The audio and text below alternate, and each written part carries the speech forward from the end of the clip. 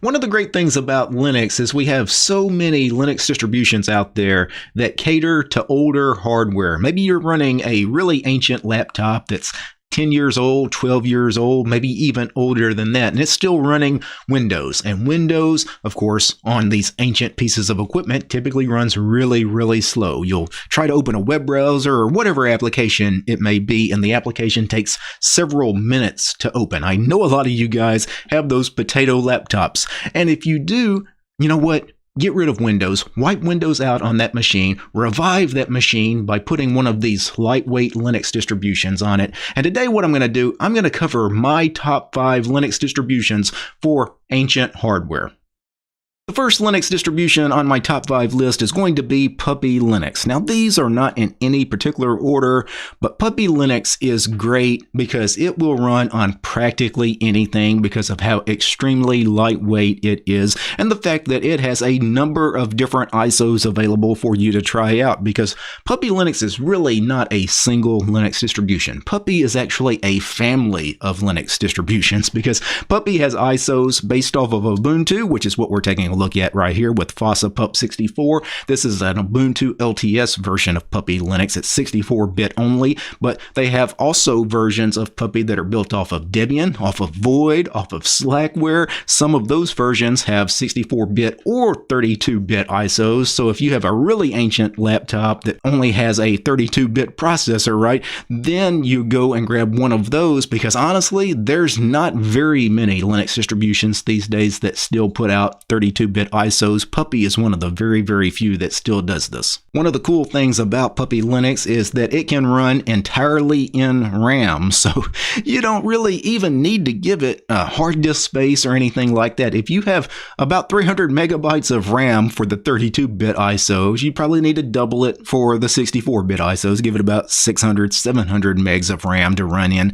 You can actually run Puppy Linux entirely in memory. Many people run Puppy Linux entirely as a live USB stick, but if you want, you can install Puppy Linux to actual hardware. I've done that many times. One of the cool things with Puppy Linux, one of the things that makes it so lightweight is the window manager that it uses on some of the modern versions on the latest ISOs. They are defaulting to JWM. JWM is an open box like window manager. It's very similar to OpenBox. It has a right-click menu system. It does have a panel by default, which is something that OpenBox does not have, but JWM is extremely lightweight. One of the most lightweight window managers you can actually have on a Linux distribution. Not only that, you have a variety of other lightweight applications. For example, instead of a heavy bloated Office suite that probably wouldn't work on ancient hardware, they have lightweight alternatives like AbiWord for a word processor and GNU-Numeric for a spreadsheet program. Now, the one bloated program that they do have to include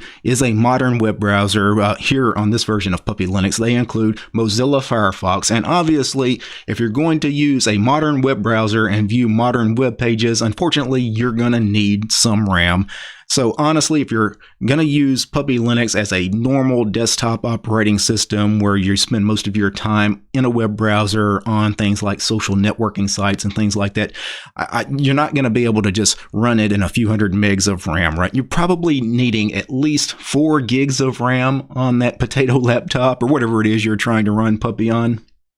The next distribution we should talk about is Antix. Antix is definitely one of my top 5 distributions for ancient hardware because, like Puppy, it does include 32-bit ISOs and 64-bit ISOs. Antix has been around for a number of years. The first release of Antix dates back all the way back to 2007. I should have mentioned Puppy Linux is also quite old. Puppy Linux, their first release was all the way back in 2003. So these distributions are tried and true.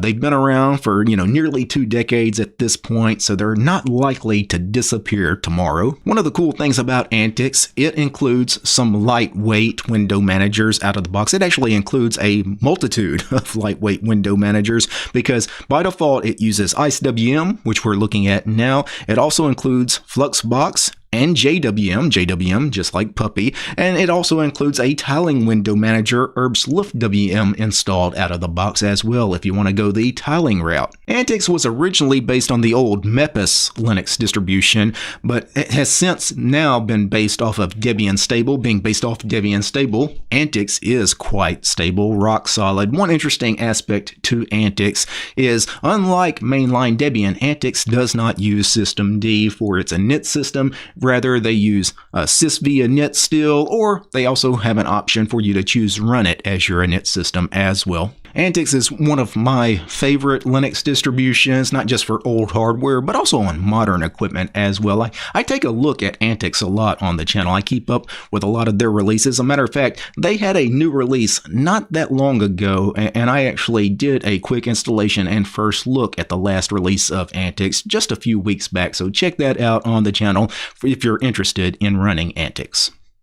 Number 3 on my list is Q4OS. Q4OS is a unique Linux distribution. Nowadays, you do have ISOs that are 64-bit ISOs using the Plasma desktop, and honestly, Plasma is a rather lightweight desktop environment these days. It's really been slimmed down quite a bit. Typically, it boots in like 600 megs of RAM. So if you have a machine that's got at least, 4 to 8 gigs of RAM, you're probably good with the Plasma edition of Q4OS. But they do have 64-bit and 32-bit ISOs that do have the old Trinity desktop environment. And Trinity is an old fork of KDE. And I'm talking about KDE 3.5. So we're talking about KDE from like 16, 18 years ago, a really old fork of KDE.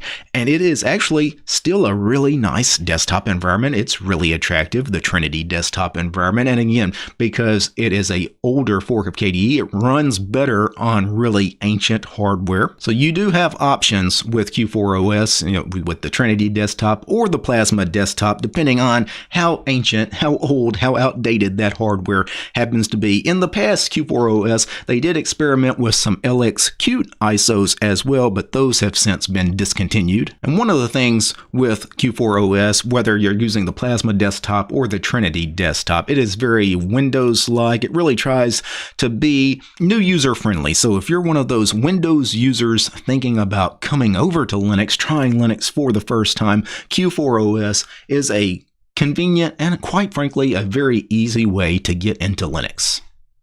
And if Q4OS is an easy way to switch to Linux from Windows, Linux Lite, it takes that to the next level, because that is what Linux Lite is all about. Linux Lite is actually trying to appeal to Windows users that want to try Linux. That is Linux Lite's claim to fame. Now, one thing about Linux Lite, this is the first distribution that I'm covering on the list that is 64-bit only. And that's because Linux Lite bases off of Ubuntu LTS, and Ubuntu no longer supports 32-bit architecture. So therefore, Linux Lite can no longer support 32-bit architecture. So if you have something that's 15 years old or older, Linux Lite probably is not going to work for you, because those devices probably have 32-bit CPUs. But if you have anything reasonably modern, Linux Lite will work just fine for you. And honestly, Linux Lite is not necessarily just for your old potato machines, because I actually install Linux Lite all the time on friends and family computers. It is actually one of my go-to distributions for people that bring me old equipment, old laptops, old desktops that, are still running Windows, but Windows is crashing now, it's not working, and these people just want their machines to be revived with something. And one of the distributions that I often put on these machines is actually Linux Lite. And every single person I've put on Linux Lite has had nothing but a great experience with it. Linux Lite uses a customized XFCE desktop, which honestly has some very beautiful theming. The GTK theme and icon themes they use is very beautiful, and it really tries to faithfully mimic the old Windows desktop design and experience, even with the start menu, because we have the button down here that actually includes the word menu, just in case that new to Linux user can't figure out where the menu is, and they tell you right there in 4 little letters. And the last of my top 5 Linux distributions for older and outdated hardware is going to be Mabox Linux. Now, this is a little bit of a different kind of choice, but I really like Mabox. Mabox is unique because it is actually based off of Manjaro. Manjaro, of course, is based off of Arch Linux. Therefore, Mabox is a rolling release distribution, and none of the other distros that we talked about on this list are rolling release. Most of them are very stable distributions, either basing off of Debian Stable or Ubuntu LTS. Well, Mabox, if you want something that rolls, right, you get a fresher packages if you need it for whatever reason, Mabox may be just the right thing for you. Mabox uses the OpenBox window manager, which is one of my favorite window managers, and what Mabox does with OpenBox is amazing. The theming is gorgeous, gorgeous wallpapers, gorgeous cookies. That's the system information here on the screen. They do a lot of different theming with the panel. This panel is the old Tint 2 panel,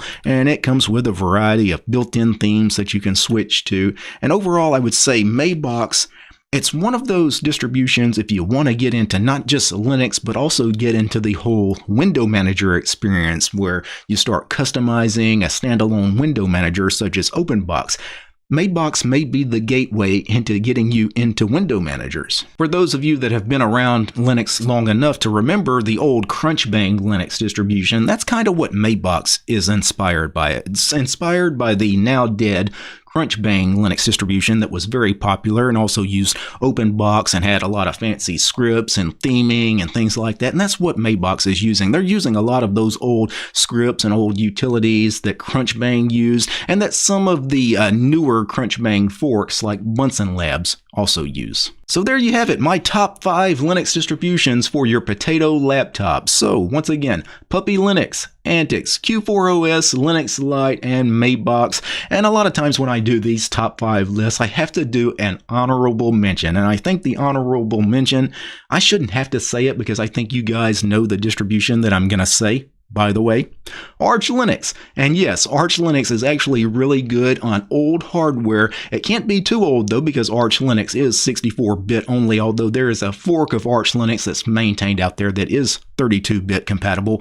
But for mainline Arch, 64-bit only. But the great thing about mainline Arch is if you do Arch by installing it the Arch way, at the end of the day, all you get is a TTY. All you get is the command line after the installation. And from there, you build Arch Linux into whatever you want it to be. And if you essentially want to build a Linux distribution that is geared toward older hardware, Arch Linux allows you that flexibility. Now, before I go, I need to thank a few special people. I need to thank the producers of this show: Daniel, Gabe, James, Matt, Paul, Royal, Wes, Armor Dragon, Commander Angry, George Lee, Methos, Nate, Urion, Paul, Peace, Arch, Aurora, Realities for Lust, Red Prophet, Roland, Soul Astri, Tools Devler, War Gentoo, and Ubuntu, and Willie. These guys, they're my highest tiered patrons over on Patreon. Without these guys, this top 5 Linux distributions that run on potato laptops, it wouldn't have been possible. The show's also brought to you by each and every one of these fine ladies and gentlemen. All these names you're seeing on the screen right now, these are all my supporters over on Patreon. I don't have any corporate sponsors. I'm sponsored by you guys, the community. If you like my work and want to see more videos about Linux and free and open source software, subscribe to DistroTube over on Patreon. Peace, guys. Did you notice there's no GNOME-based distributions on this list?